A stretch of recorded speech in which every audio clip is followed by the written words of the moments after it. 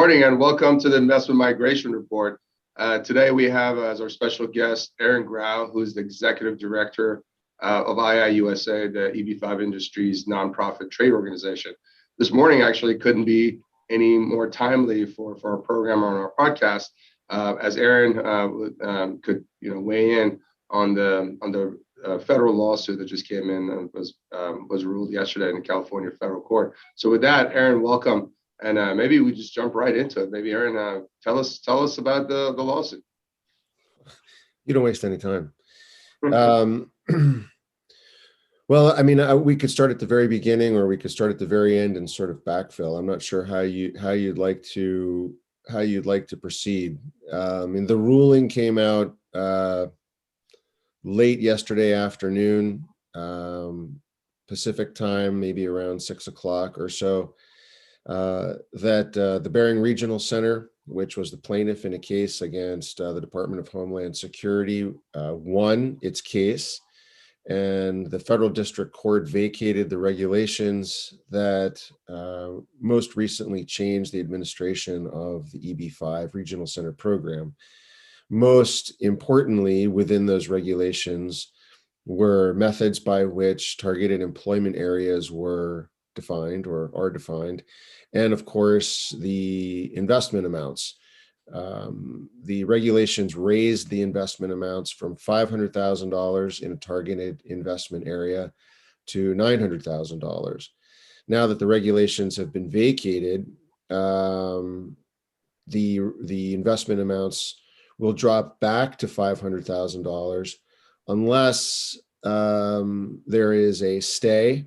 That the defendant, the federal government, applies for a stay with the federal district court and it's granted, or the federal government otherwise appeals the decision, or they do neither and they simply follow the court's order, which was to take action on the regulations, presumably as it sees fit, and obviously within the parameters of the law, specifically the Administrative Procedures Act. So the order specifically remanded the matter back to the Department of Homeland Security for it to do what it needs to do. And that's the big question right now. That's the big question. Notwithstanding the possible stay in the Ninth Circuit at the district court level, the question is, now that the Department of Homeland Security has it back,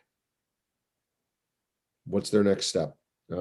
I've spoken with folks at DHS during the litigation, and of course they were not able to comment much at all on the litigation, and I would have not expected them to. But what they did tell me was, they said, Aaron, look, we support the program and we support the regulations. Take that for what it is. At the time, I took it as meaning that they would take every step possible to keep the regulations as they were promulgated and finalized back in November of 2019. I still feel that way, but as we spoke earlier, Abteen, my opinion, in $5 will get you a cup of coffee. So, we could jump into the weeds, I suppose, on the arguments that were in the case, and why the court ruled the way it did. I mean, I mentioned to some of our board members earlier this morning, I said, the order says exactly what I thought it would say, assuming the court would rule in this way. I mean, her logic was, I understand her logic. I mean, it made sense. To what ends the ruling impacts everything is undetermined, because like I said, we just don't know what DHS is going to do now. So Aaron, by the way, I don't think $5 these days gets you a cup of coffee, probably at least $7. But I wanted to ask you, I mean, I think, I've gotten hundreds of emails from last night and this morning, and hundreds of messages on, WeChat, WhatsApp, every medium you could think of from our investors, agents, lawyers, everyone asking, what does this mean? Is investment amount 500,000 today? Can we go and accept $500,000 investments today? What happens to those investors that invested at 900,000? Lots of questions, lots of stuff. But maybe I think we'll kind of in an organized fashion jump into those, one at a time. I think it's important to mention what I think a lot of our listeners and a lot of stakeholders in EB-5 may not understand is, the different parts of the government and what authority they have. Obviously, the Department of Homeland Security is an agency under the executive branch, and U.S. Citizenship and Immigration Services is under the Department of Homeland Security. So that's all the executive branch. Then you have Congress, you have Senate, and you have the House. What does this mean? I mean, does this invalidation of the rule reauthorizes the program, or is there still a reauthorization that is needed for the program to survive? Maybe if you could just weigh in on that. I don't think that the ruling will impact the legislative process. As you pointed out, I mean, in the United States, those are two very distinct branches, the judiciary and the legislative. And we have a very real, frankly, some have described it as an existential date in front of us of June 30th. That is the date that the Regional Center program expires. If that were to happen, there are other unknowns that I think are driving a lot of anxiety as well. Whether those unknowns, we just don't know. We just don't know what they are. So, I mean, we're working very hard to avoid trying to figure that out. We want to make sure that the program is reauthorized by the 30th. So, the legislative process that's underway right now is intended to avoid that expiration. Interestingly, it's worth noting, today is the 23rd, I should know that. The Senate adjourns tomorrow around noon, maybe 1 o'clock or so, depending on their business, on the 24th. If the Senate doesn't act in order to reauthorize the program by tomorrow, we're in trouble. I have to be honest with you, because we have the Senate that has to we have the Senate that has to pass the bill, and then we have the House of Representatives that has to pass the bill. If the Senate both have to do it, both bills have to be exactly the same, and then the president signs it into law, and we're okay. However, the Senate only has until tomorrow midday to pass the bill and then push it over to the House side. If the Senate doesn't act in time, it will adjourn and it will not reconvene until well after June 30th. So there won't be a reauthorization. So today's a pretty timely and pretty topical day for us to be talking. But going back to maybe a part of your original question, the legislative branch and the judicial branch, they rarely cross paths, and I personally don't see the ruling today or the ruling yesterday in the Barron case having much of an impact on the process that's already underway in this House and the Senate. There was a time when I thought a ruling from the Barron case would have impacted that process, but that time long since passed. The bills were drafted, they've been introduced, and now they're already being considered through what's called a hotline process. So it'll add some confusion, it'll add some anxiety. I don't think technically it actually impacts the process, though. So, Aaron, for our listeners that may not be familiar with the legal procedures in the United States, do the executive branch or the judicial branch have the power to re-extend the program or reauthorize it? No. Only the legislature can do that. Congress, Senate, and the House, and they have to basically approve it in a unanimous bill that's identical, right? Right. The House can't pass a bill that's different from the Senate. They have to be exactly the same. And then the president has to sign it into law. Sorry, I've been monopolizing the entire time. My amazing co-host, she has some questions for you. So Priya, you did mention the hotline process, and I wanted to know if you could just elaborate on that a little bit more for our listeners who might not be familiar with how that works. Sure. So in the U.S. Senate, there are essentially two ways to pass a bill. You can either put the bill through what is called regular order, in which case typically there is an agreement on debate on the Senate floor. Amendments are offered on the Senate floor. This is all after things have gone through committee, of course. And then ultimately there's a vote on the Senate floor to pass or to not pass a piece of legislation. That takes time. In fact, it takes a lot of time. Sometimes the other way to go about passing a piece of legislation is simply by asking for unanimous consent. In other words, let's skip all of the argument and debate. A senator can go to the floor and say, I ask unanimous consent to pass this bill. And if there are no objections to that request, the bill passes. It's usually, the process is usually reserved for non-controversial bills, or perhaps in this case, when there's simply no time left to address it through regular order. The hotline process was created by the Senate in order to expedite the unanimous consent process. And all it is really is, it's the Senate offices who are sponsoring the bill, they fill out an electronic form explaining what the bill is.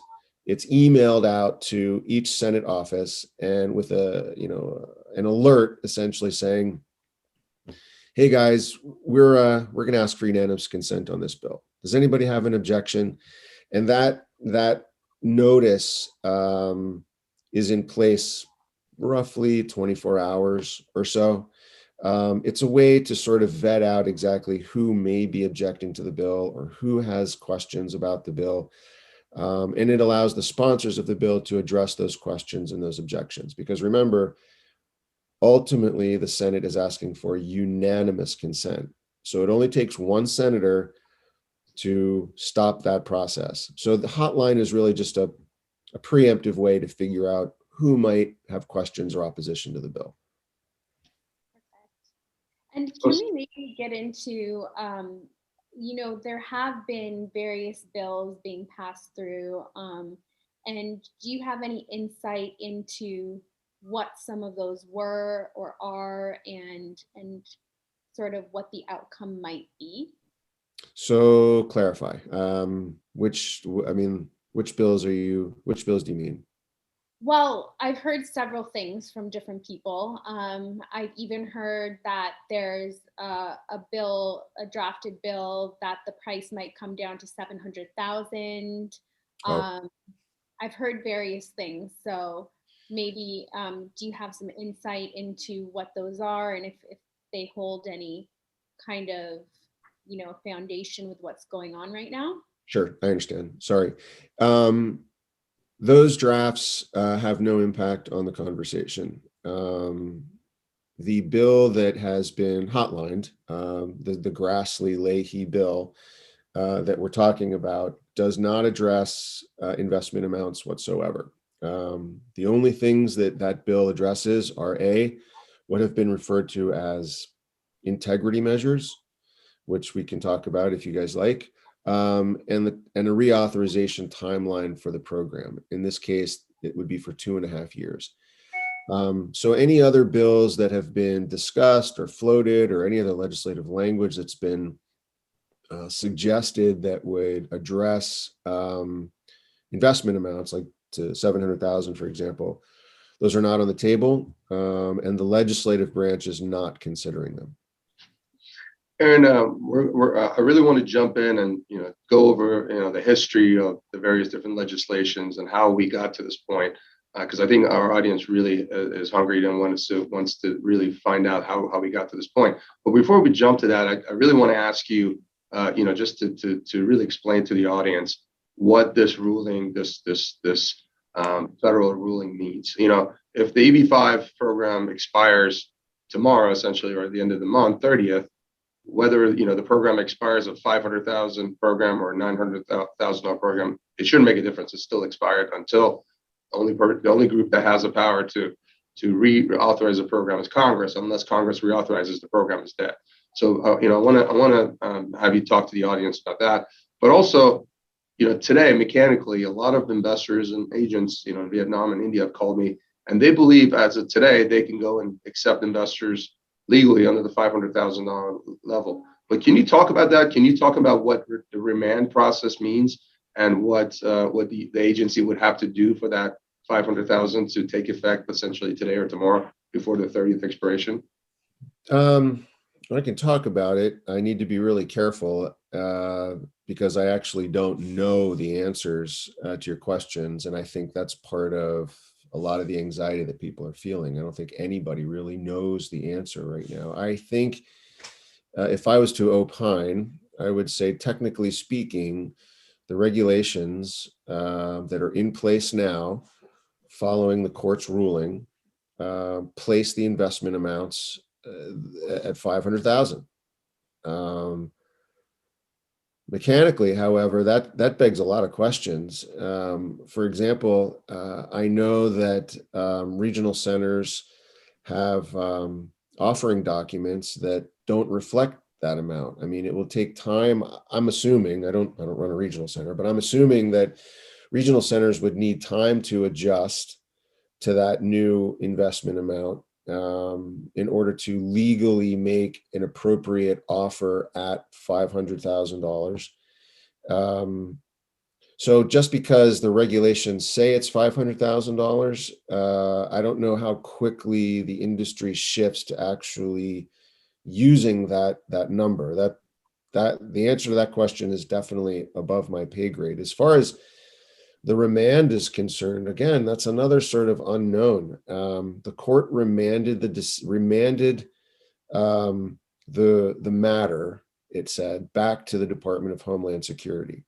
In other words, it basically said the regulations that you guys finalized in 2019 are no longer valid. Go figure it out. The remand, now that it's been remanded back to the Department of Homeland Security, I mean, the question is, what exactly will they do? I am firmly convinced, and I may be proven wrong, but I'm firmly convinced that the administration, meaning the Secretary of Homeland Security, Mayorkas, as well as the President of the United States, are committed to the $900,000 level. In other words, they're committed to the previously promulgated regulations. Just because the regulations were finalized, in other words, signed off by the wrong person, which is what the court said, which is why they're invalidated, I don't see that as a long-term stop to what the administration feels is the right policy. They will find a way to reinstitute appropriately the $900,000 level. I just don't know how, and I don't know how long that will take.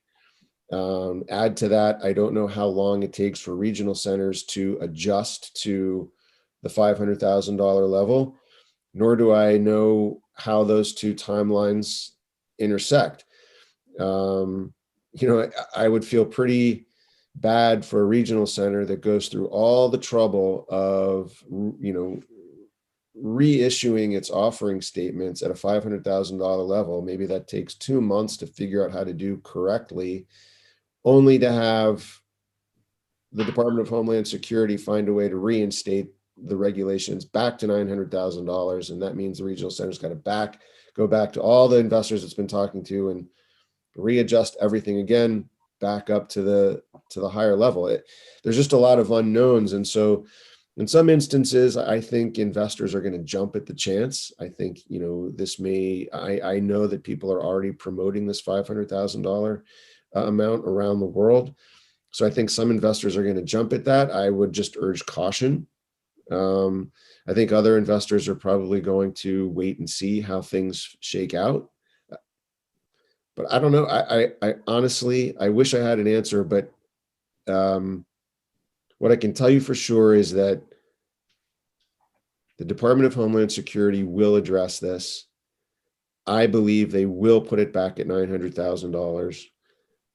I don't believe that this process of the court's decision and the administration's actions on the $900,000 decision impacts the legislative process whatsoever. They are all separate things. And we're just going to have to wait and see how things filter out. To say otherwise would be misleading, I think. So Aaron, we're regional centers and we operate regional centers and developers, and Priya is on the fundraising side. So, we're very interested in 500,000. If we can get, the investment back to 500,000, there'll be a huge amount of more investors than we have currently at the $900,000 level. But to Priya's point, I think there have been several different iterations of bills that have been introduced either by the House or by the Senate. And when the EB-5 program initially passed in the 1990, Ted Kennedy, who was kind of the champion of EB-5 initially, we were kind of copying the Canadian program back then. They always intended for the program to be $1 million program, and with a caveat that if you invested in a certain area, target employment area, that you could invest in 500,000. They never imagined that it would just be an only $500,000 program for the next 30 years. They assumed it was $1 million program back then, and imagine inflation that's happened since 1990 till today. So the reality was they always intended for this to be $1 million program, and they thought maybe a small subset of investors would come in these targeted employment areas of 500,000. And then also in a lot of discussions with the Senate and the House, they have expressed that even 900,000 they thought it was too low, that the program would always be $1 million program. Maybe you can weigh in on that, and then also talk about what it would mean if the program expires on June 30th, but essentially, June 24th tomorrow, because that's the last day Senate's in session. If you don't mind maybe jumping into that. That's a very loaded question, but if you could weigh in on that. I'm not even sure where to begin there, Abteen. That was a long question. I think that if the program expires, the Department of Homeland Security will need to, in all likelihood, reissue guidance with regards to how it will handle I-526 applications, and frankly, any other applications and forms that pertain to the EB-5 program, the 924s for the regional centers, the 924As, all of it. In the past, when the program has lapsed, the guidance, at least from 2018, the guidance has simply said that the Department of Homeland Security will hold applications in abeyance for a reasonable amount of time, right? In all likelihood, believing that since these previous lapses were tied to the appropriations process, because that's where our authorization has always been, on spending bills that absolutely must pass in order for the government to receive money to do its thing, that a reasonable amount of time, nobody really cared about what it was. A reasonable amount of time was whatever amount of time it took for Congress to get its act together and pass the spending bill so that the Department of Homeland Security had its money to defend the homeland. So there was never really any question that the Department of Homeland Security's spending bill would never pass. It would, and therefore so would our authorization. I would consider that a lapse. And the words that we use here, I know, have meaning, and so I use them with caution. If the program is not reauthorized this time, I would categorize it not as a lapse, but as an expiration. That doesn't mean that the program can't be brought back. In fact, I'm sure that all of us would work our tails off to make sure that it is. But I do think it's important for us to understand the difference between what has happened in the past as a lapse and what will happen now, because now we're no longer tied to that must pass authorization bill. Now it's something that we're out on an island, so to speak. So I believe the appropriate word to use is expire. So back to your original question, what happens after that? Again, we don't really know. As I said, precedent from the Department of Homeland Security is to hold applications in abeyance until things get figured out for a reasonable amount of time. The next step after the expiration or lapse, or however you want to qualify it, is unknown. So we don't know what a reasonable amount of time is. And we don't know what the Department of Homeland Security can do. We don't know to what extent they will be able to devote resources to a program that no longer has an authorization. All of that will light a fire under the industry, to be sure, to find a way to reinstitute the program. But we don't know what that process will look like. We don't know how the political landscape will shift. So again, it just comes back to a lot of unknowns. I have every confidence. I am cautiously optimistic that we're going to be just fine. Honestly, I think that everybody in the Senate understands the value of this program. I think they understand what it means to the United States. I think they understand what it means to immigrant investors who are putting a hell of a lot on the line. I think everybody has a clear understanding about that. I think that what we're seeing in Congress right now, some people would call it maybe politics as usual. I'm pulling my hair out, but I think everybody understands what's at stake, and I'm optimistic that at the end of the day, we'll be okay. We're going to be just fine, and hopefully we won't have to discuss at any more length the nature of the question that you asked as to what happens next.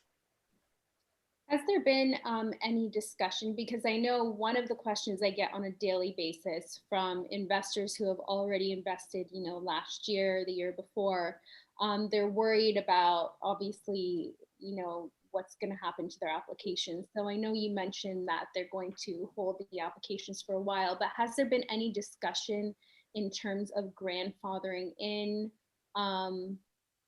for applications that were filed before in case there is some kind of expiry on the program? Not to my knowledge. I know that there was a suggestion that grandfathering be included in legislation that would reauthorize the program. That request was denied. I mean, it was not included in the legislation, but I was always sort of confused as to how that language would work in any event. If the bill to reauthorize the program has language in it that grandfathers applicants and the bill doesn't pass, right, then neither does the language that would grandfather the applicants. Yeah. So it was a little confusing to me. The suggestion was raised, and then it hasn't been picked up since. And I know that it's not actually in the text that's being hotlined right now. So Aaron, I think we've been trying to get a new EB-5 legislation reauthorized for the past 7 years. I think you've been helping us from IIUSA standpoint the last 3 or 4 years. And we're at the 25th hour of a bill potentially happening, which we have 3 sponsors in the Senate side and 17 sponsors on the House side. First time ever in the last 7 years, or really in the last 30 years, that we've had reauthorization of EB-5 where we have had identical bills in the House and the Senate. I think I've been hearing a lot of misinformation that this is somehow a Republican bill, and it's Republicans don't like immigration, so they're trying to kill immigration.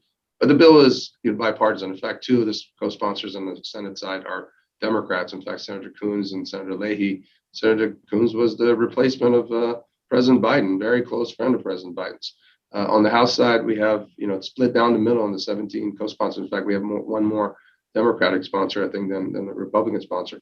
Maybe if you could just touch on that, and then my next question, the follow-up is, I don't think our audience understands the amount of work that you and other stakeholders spend on a daily basis to get us to a point where we are. Maybe just talk about that a little bit, because I think for our listeners, I think they'll be interested to know, on a daily basis, what do you guys do and how you're in the trenches every day fighting the fight to get this program reauthorized.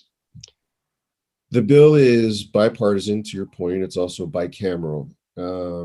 There has not been a reauthorization effort that has included a bicameral effort. In other words, the same bill introduced on the House side as it has been on the Senate side. Senator Coons and Senator Leahy, Democrats, Senator Grassley, Republican. To me, that is bipartisanship. And to your point on the House side, I actually think I think we now have 10 Democrats and 15 Republicans on the House side. I'd have to go back and check, but clearly bipartisan. And interestingly as well, there's a wide spread in the spectrum, the political spectrum among our co-sponsors. One of our co-sponsors is a congresswoman from California. Her name is Katie Porter. She represents the 45th District of California, I believe, and she's seen as, generally speaking, a very progressive member of Congress. We also have a gentleman named Guy Reschenthaler from Pennsylvania, a Republican who is seen as a very conservative member of Congress. He comes from a very red, pro-Trump district.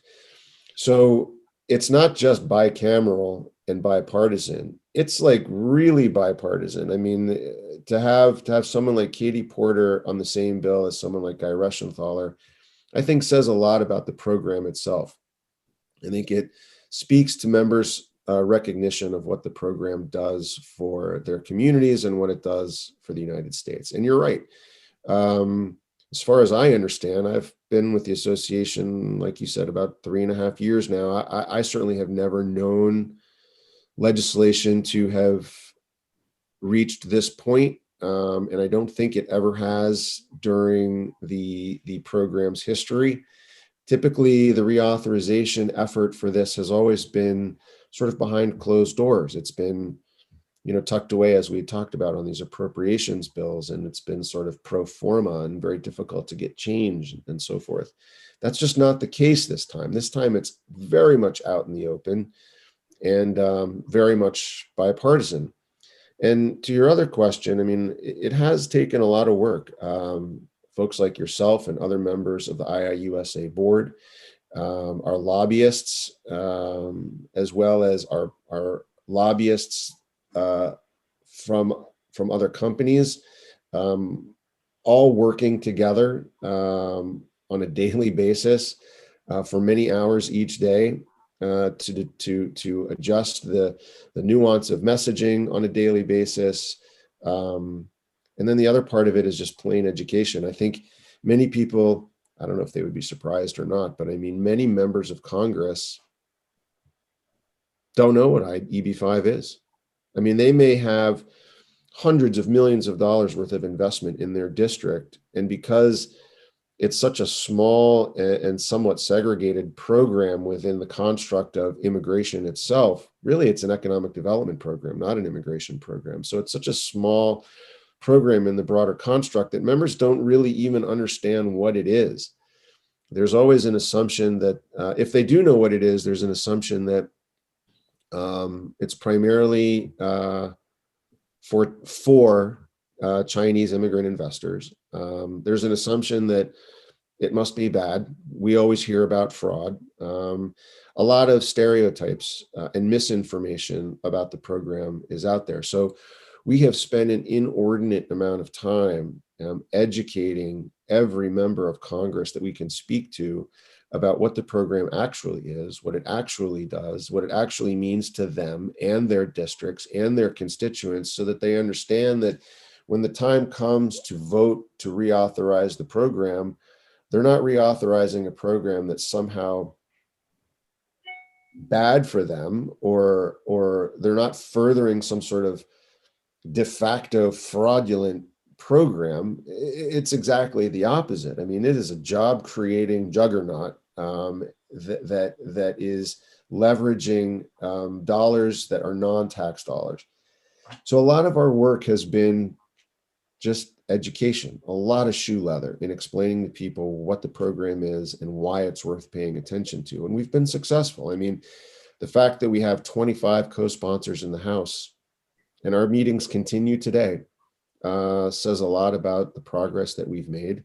And, knock on wood, if we're able to reauthorize this program, we now have, no fewer than 25, 6, 20, close to 30 members of Congress on record supporting this program. And, we would surely go back to them to help improve the program further, more visas and whatever else the program needs to strengthen. So it's a lot of work, but it's work worth doing. You've done a great job. And, Priya and I, this is close to us because, we're both immigrants. Our families immigrated from Iran and India, to the United States and Canada. So this is not only important because it's our business, but it's also important because there's, for every one of these visas, there's actually a real family that's affected by this. And if the program were to die tomorrow or on the 30th, people overnight will lose their immigration benefits. And that's disaster. And I think a lot of the stakeholders just don't really understand that. And I think, they just assume that, Congress is going to kick it down the road. But we know that that's not true. Maybe you want to weigh on that, and I'll yield back to Priya. Sorry, I've been monopolizing most of the questions. All good. The interesting dynamic that Senator Grassley and Senator Leahy have set up is that there is no kicking the can down the road. A problem in the EB-5 community, and I don't think we can stick our head in the sand about it, has been fraud. I mean, investors make investments knowing that they're doing so at a risk. That's the nature of an investment. But they certainly seem to be at more of a risk than, say, I would in making an investment, because many of the investors don't speak English. They may not have a comprehensive understanding of real estate transactions in the United States. And there are people who take advantage of those situations. And it's happened more than once. What Senator Grassley and Senator Leahy feel passionately about is the need to put a stop to those sorts of situations. And so rather than set up a situation in which the can is simply kicked down the road and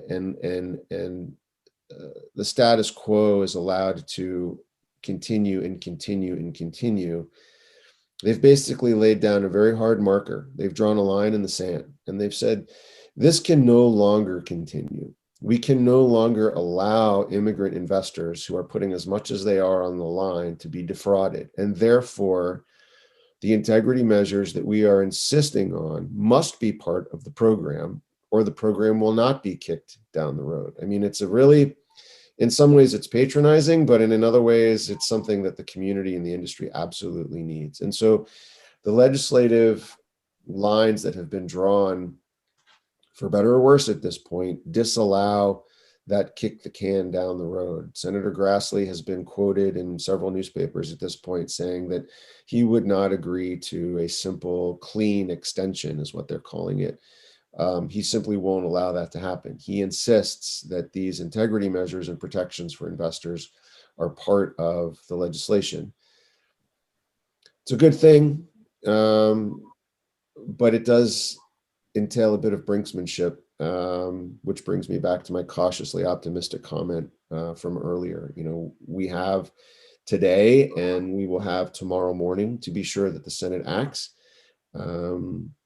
and to assure these integrity measures and investor protections. And then we jump over to the House side to finish the process over there. Can you talk to us a little bit more, just elaborate a little bit more on what these proposed integrity measures are, what they're proposing to put in place that would protect investors? Sure. I don't have the bill in front of me, but just off the top of my head, I know that if an investor, for example, finds himself or herself part of a project that itself has been deemed fraudulent, that the developers, for example, for lack of a better phrase, have been caught with their hand in the cookie jar, misappropriating dollars, for example. The Department of Homeland Security at that point has the ability to come in and stop the project, stop the program. They have the ability to essentially kick a regional center out of the program. In those instances, what happens to the investors' dollars who, through no fault of their own, have been caught up in this mess that's been created by someone here in the United States that is part of this development team? Well, what this bill would do would allow an investor in that position to withdraw their dollars, to get their money back, and reinvest it into a different project in the United States. And most importantly, it would not force that investor to lose their place in the immigration application process. They would not lose their place in line. Because it's just not right for someone who, through no fault of their own, is swept up in someone else's wrongdoing. Other integrity measures sort of fall on the side of the regional centers with some increased oversight. So this was a big debate between IIUSA and the drafters of the bill. Of course, we were not that interested in having regional centers' business models be completely turned upside down. There are costs to that, and there's a cost-benefit analysis that needed to be placed, because regional centers are, the functionary of the economic development that this whole program is intended to allow. So if you have too much oversight, it sort of bogs down the process, and they're not able to actually facilitate the economic development. So we didn't want too much oversight, but we did recognize we needed some oversight in order to clean up what I'm just describing. So we came to a very good balance. I think that the integrity measures, as they apply to regional centers, now include things like increased transparency. So, for example, someone like you oversees a broker dealer, someone who is working with investors, would have to disclose fees that you would earn, and they would have to be disclosed to the investors, so that the investors know how much of the money they're investing is actually going to fees as opposed to the project itself. I mean, that is a determining factor in how a person makes an investment. So those are a couple of examples, and hopefully they sort of illustrate the general nature of what the integrity measures are intended to do. They are intended to clean up the program, make sure that the bad apples don't have an opportunity to continue doing business, and to provide assurances to investors, and to protect good faith investors. And I think those are valuable, very valuable. It's a sign that the program's sort of growing up a little bit, which is good. Right. I mean, some of the things I think that are in the bill, for example, that you have to have construction monitoring. What does that mean? I mean, the old days, you hear that, a regional center raised a couple $100 million, and the regional center founders were buying yachts and private jets with it.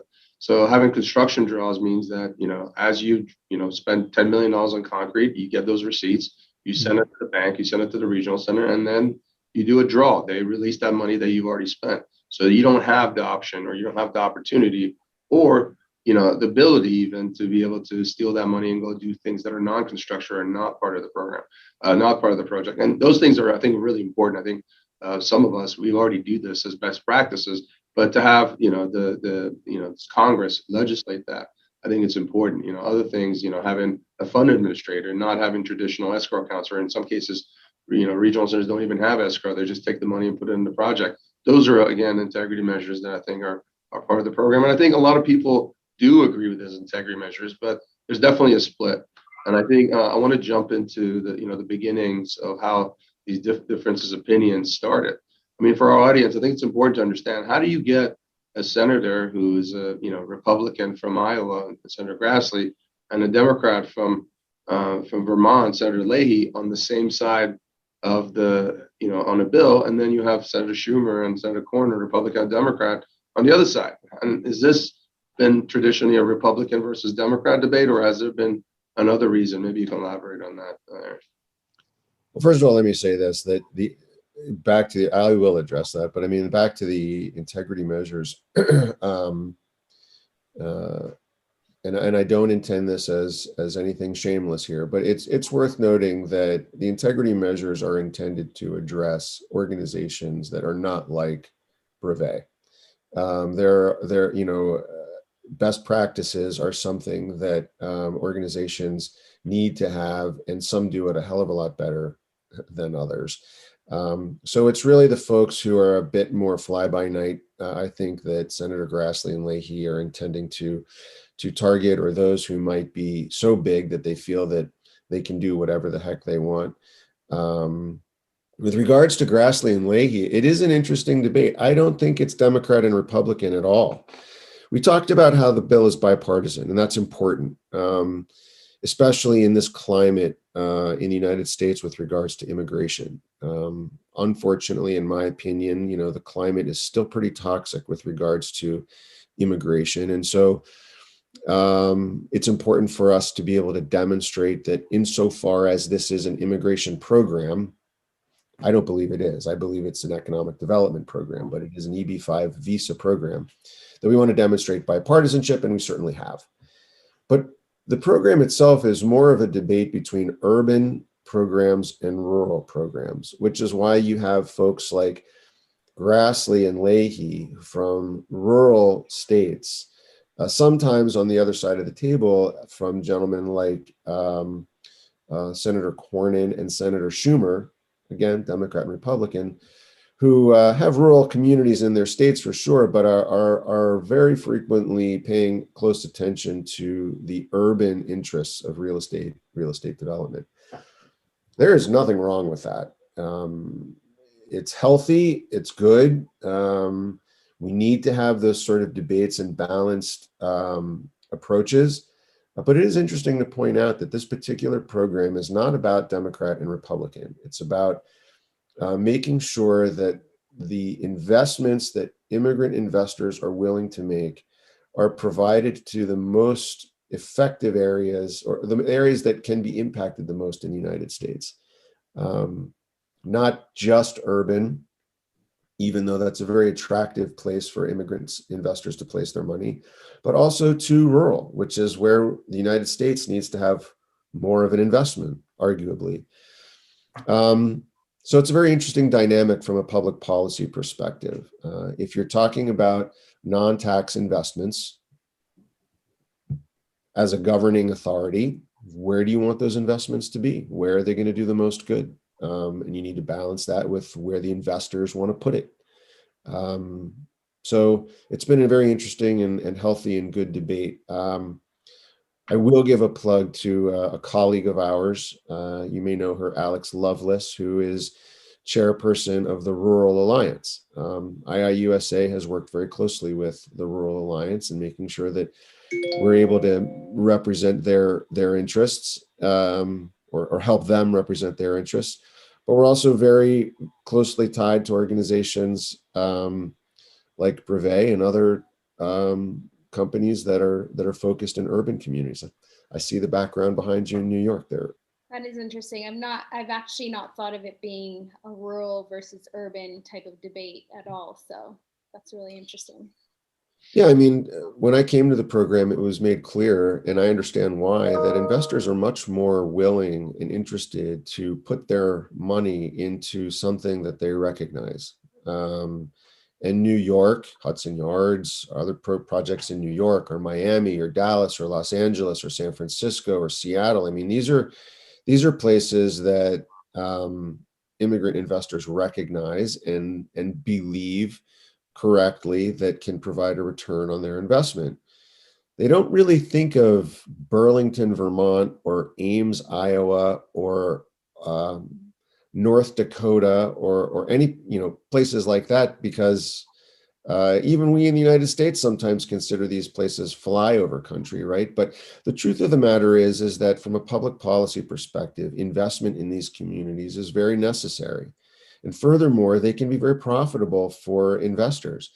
I mean, when you consider the development of, for example, ethanol plants in the Midwest,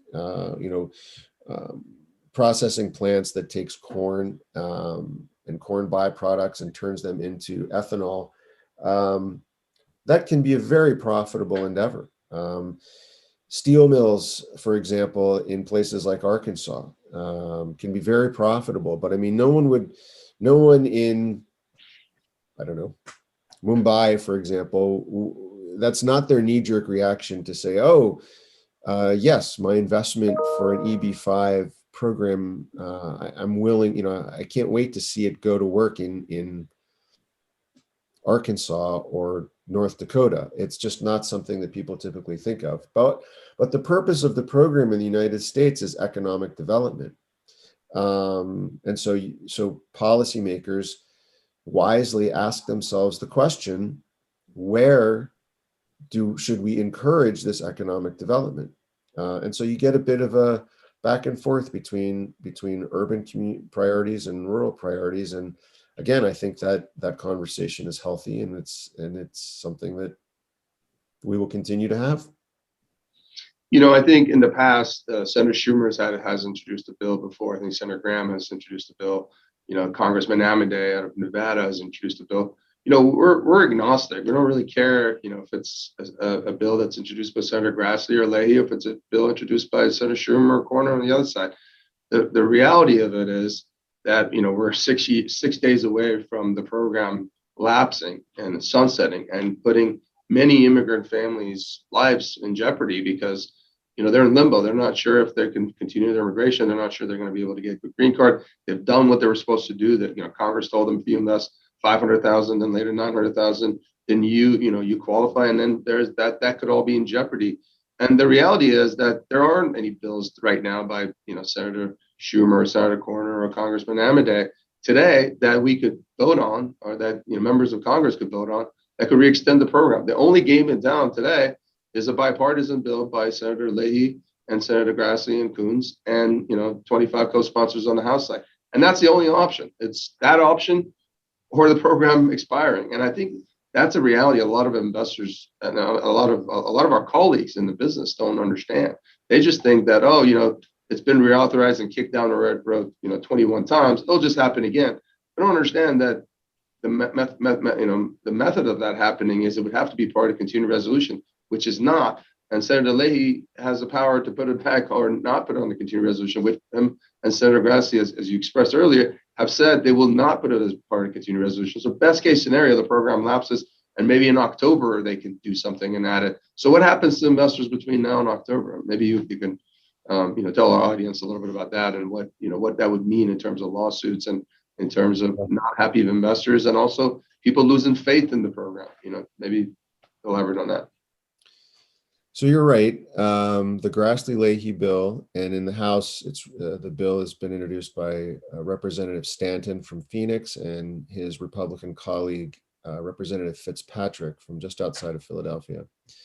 Those bills, they're identical, so you could call it the bill. Is the only game in town, and for quite some time, there has been and there continues to be opposition to that bill, and the reasons for the opposition include issues with some of the integrity measures. Some people feel that they are overreaching. I disagree. There are concerns with the bill because it doesn't include language pertaining to investment amounts.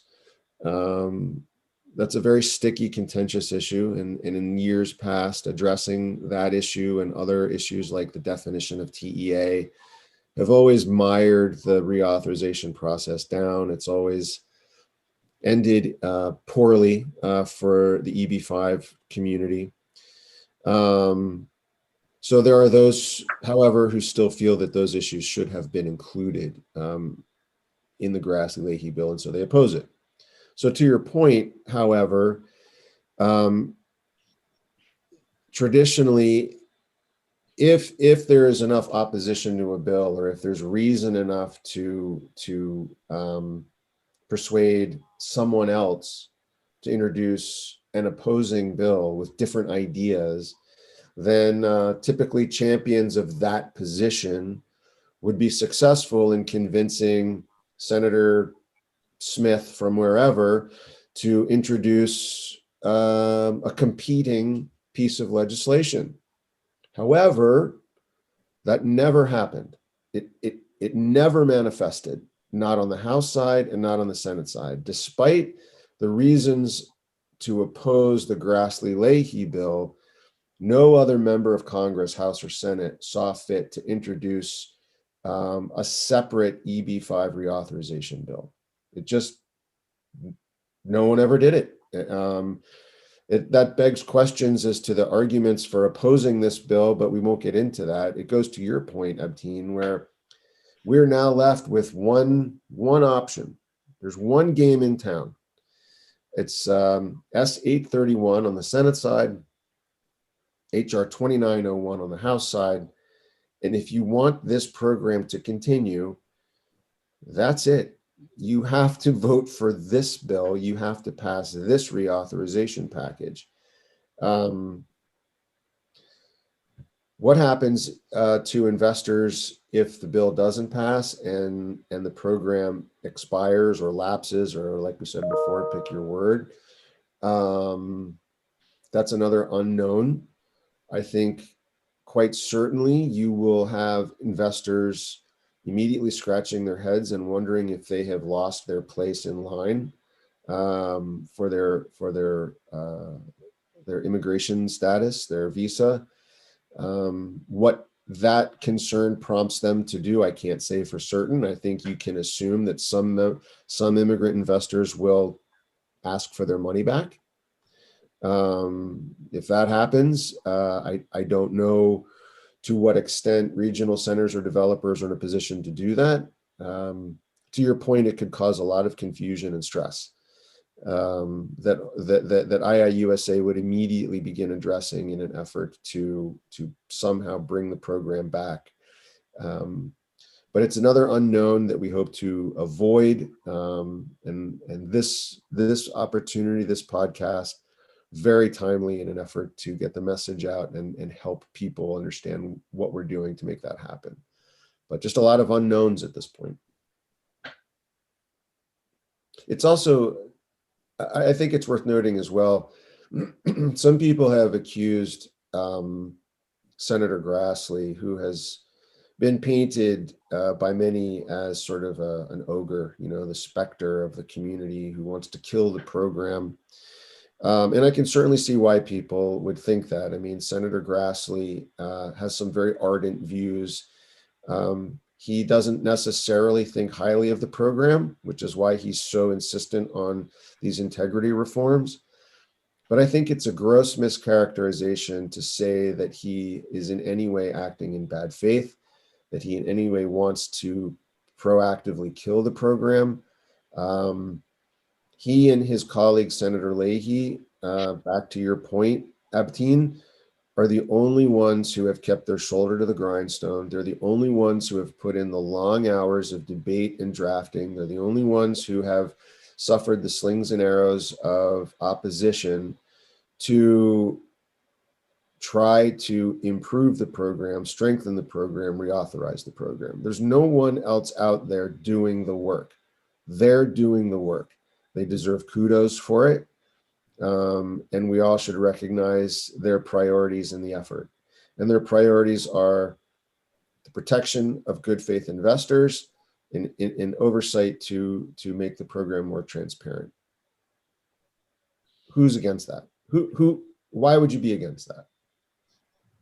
I totally agree. So I've been involved in EB-5 since late 2011, early 2012, and I think PRIA has been just as long. It used to be, the pilot program that was enacted in 1993. Every 3 years it expired, and it would go, in front of the House. And I remember in 2012, I remember it was like, I don't know, and the House was like 433 to 3 was the votes. There were 3 people that voted against it, and in the Senate it was 97 to 3, and it was basically a rubber stamp. Every 3 years we get reauthorized. And I think one of the realities of the program was in the early days, in the early 1990s, it wasn't very popular. People didn't really know it. Not a lot of real estate developers or other project developers were using it to finance projects. But it slowly started kind of increasing in popularity. But it's important to note, I think one of the early adopters of this program were real estate developers, smaller real estate developers in California. So for many, many, many, many years, the majority of the money in the program went to the state of California, and many other states hadn't really figured it out. A lot of real estate developers hadn't figured it out. It wasn't, prevalent, and real estate developers had all kinds of other options for financing their projects. And then, in the downturn in 2007, as developers were looking for alternative sources of capital, it started really becoming popular in states like Texas, Florida, and New York, and other states started using it. And then it became where, as you mentioned, a lot of immigrant communities and a lot of immigrant investors want to go to places with large immigrant communities like New York and LA that have large immigrant communities. And I think since like 2013 and 14, it became where more than 65% of the money was going to one state, New York, and 65%. And this time around, I think members of the House and Senate started paying attention, and more notably, one developer in particular that was developing Hudson Yards, something like $3 billion went to that one particular developer. And then all of a sudden, all the headlines started, ringing, and Senators Leahy and Senator Grassley and others were wondering why one particular developer is getting more funds into their one project than several states combined. And I think that's when the disagreements came about. But it's really interesting, you have a senator, from Vermont and Iowa, the Republican and Democrat on one side of the debate, and then you have the more populous states being presented on the other side of the debate. But who are the people that are opposing this bill? Who are the people that are trying to kill this bill, and why? And can you maybe talk on that, or speculate on that if you would like? I can try. I always want to be careful here as well. There is another association or coalition called the EB-5 EB-5 Investment or Investors Coalition. They're comprised of a small handful of companies and interests that represent the opposition and the reasons for opposition that I had mentioned earlier. Concerns that the integrity measures are overreaching in some instances, and concerns as well about what is not in the bill as opposed to what is in the bill. The bill doesn't address TEAs and investment amounts, for example. For the record, I believe the integrity measures are not overreaching. I believe the integrity measures were well thought out, debated and vetted thoroughly with the bigger industry representative, IIUSA, and we agreed to them with Grassley and Leahy as we developed the legislation. And I understand that the integrity measures are new and represent change in business models sometimes, but they're necessary for the longevity of the program, to tell you the truth. The other issues as to what is not in the bill, investment amounts, TEA definitions, et cetera, I will also say for the record that IIUSA is not opposed to addressing them. We never have been opposed to addressing them. We do believe that investment amounts need to be discussed. We do believe that there will always be room for discussion around the definition of TEA. We do believe that there needs to be a really fervent and sincere effort to address the backlog of applicants. We believe that we need to address processing times. We believe that we need to increase the number of visas. We believe that the derivative count needs to be formally addressed to allow more investor visas. It's not that IIUSA opposes these concepts or opposes the way that those issues and conversations can improve the program. What we've recognized from day one is that these conversations are contentious. They are typically drawn out. They are very detailed and sticky and politically sensitive, because you have those debates between rural and urban areas. And IIUSA represents everybody, across the country. And when Senator Grassley and Senator Leahy wisely decided that in order to reauthorize the program and provide the program longevity and stability in the marketplace by saying this program is not going to be year to year to year, it's going to be multiple years, but we're not going to address the contentious issues because they are not politically viable before this program expires. IIUSA recognized not that we shouldn't address those issues, but that we can't address them now in order to pass the bill that needs to be passed. Those discussions were just not politically viable. We need more time to get together and to truly vet and come up with a better game plan. And a lot of things have changed, over time as well. We have a new administration, for example. So the opposition to the bill is that overreach argument, what's not in the bill argument. I think IIUSA is in a smart position. We 100% support the integrity measures as written. We don't want to see them changed. And although we want to address things like investment amounts, we also understand that if you're going to try to do it now, you're going to throw the baby out with the bathwater. You're not going to get a program at all. So it begs the question: who among those in the EB-5 IC are opposing the bill for those reasons, and why? I can't say why anybody is opposing them. I can tell you that Senator Schumer, the majority leader, convened a very large meeting of stakeholders. Abdeen, you were there. I was there. We also had other members of the IIUSA board and other representatives from New York, because Senator Schumer from New York. So we had them there. And I believe just about everybody from the EB-5 IC was also on the call. And those individuals, interestingly, who have repeated the mantra that the program doesn't work for New York, they understand their audience is Mr. Schumer. None of them are from New York. It was very interesting to me to see that you had representatives in the coalition from, admittedly, across the country, California, Florida, Maryland, China. There was an organization there that represents Chinese nationals. So China, which is a very interesting political conversation to have, I suppose. Nobody from New York.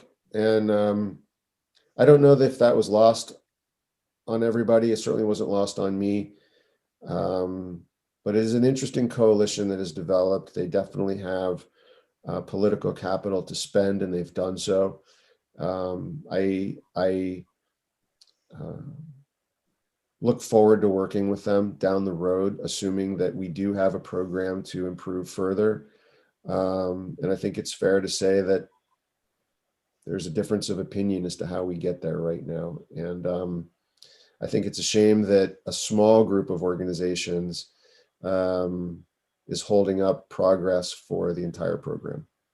My personal opinion. Aaron, I agree with you. I think, whether it's IIUSA or IC, the Investment Coalition, I think we all want the same thing. We want the program to work. We want the program to, go back to its, days of glory, or, more than, 2019 or 2020, which means, softer investment amounts, easier way of processing, less wait times, and investors don't have to sit around and wait for 10 or 15 years to get their residency. I think we all want the same thing, but like you mentioned, the part that we disagree on is how do we get there? And that's, we all want the best for investors. We all want the best for the program. But, I want to ask a question for Priya, and I want Aaron to have you weigh in on it. I'm in New York, you're in Pennsylvania. Priya is in Dubai right now, where she lives, and that's where she operates. So she's on the forefront, that she gets to see investors on a daily basis. And, 3 or 4, when this program first started 30 years ago, there was only 1 or 2 countries that had investment migration programs. This podcast, it's called the Investment Migration Report. So we talked about not just EB-5, but other programs. Today, there's more than 40 different programs from various different countries. And unfortunately, it's a zero-sum game. The billions of dollars that were coming here in the United States that were helping economic activity, but more importantly, people were coming here and becoming residents and paying U.S. taxes on their worldwide income. That money's not coming here anymore. And that money is going to various different countries. Like I said, 40 different countries. Priya, maybe you can weigh in on that. Where is this money going today? What are the various programs that it's going to? And I'd love to hear your point of view on it as well. So there are obviously a lot of new programs that have cropped up in the past couple of years. I don't know, maybe countries and governments looking at the US and Canada as an example of how they've been able to improve their economies by using these types of immigration programs. But some of the ones that are really popular are obviously the EU countries because, when you look at the quality of life and the lifestyle, a lot of people look towards the West, like Canada and the US, for that security and for that quality of life. But, second in line to that is the EU. So programs like Portugal, programs like Spain that offer the golden visas, they also have points to them that are positive points in people's eyes. For example, the Portugal program has a less stringent requirement on residency in order to get to the passport. The price is relatively the same. It's 500,000 euros to participate in the program, even less than that in some circumstances. And same with Spain. So those are other options that people are now looking towards, especially since the price of EB-5 has gone up to 900,000. Those just seem like more affordable options while still providing that security that immigrants are looking for. And it's interesting, I think the United States residency and also to become a naturalized citizen, which many other countries don't offer, I think it's the most valuable visa. It's the most valuable passport to have. And then you get access to 250 plus, elite universities the United States has that no other country has, coupled with, how easy it is to start a business and be an entrepreneur, which many investors, many immigrants come to the United States and start businesses and become entrepreneurs. There really isn't any other countries that could offer what the EB-5 program offers. But the challenge is the long wait times. I mean, that's kind of why we're losing so much foreign investment dollars to other countries. There's definitely two challenges. There's the long wait times. I mean, EB-5 has gotten so lengthy in terms of people waiting for some kind of status, waiting to make that move. That's number one. And number two, like I said, the price increase has just made it, unfortunately, not as affordable for some families, and they would rather opt for something else where they don't have to invest so much. So I think those are the two major barriers or issues when it comes to the EB-5 program if you're comparing them to some of the other EU countries, for example. This program was created as an economic development program. It's a successful economic development program for the United States. And I think it's worth understanding fully that it's not the only one in the world, that there are other programs out there who are successfully doing the same thing. And the extent to which the United States is attractive for investors really needs to be balanced with the realities that they face in coming to the United States. And a wise investor will take everything into consideration. And if there's a program in Portugal that offers 80% of what an investor wants, and they're able to reach those goals in 18 or 24 months, as opposed to coming to the United States where they may have 99% of what they want, but they risk not being able to enter the United States at all, even if they've made an appropriate investment, or at the very least, they may have to wait years before they're provided a visa. I don't know. There wise investors will take those things into consideration, and therefore, so too should U.S. Congress here in the U.S. if we are actually going to leverage the ability of the EB-5 program to execute economic development, which is why it began. I think you guys make a very good point.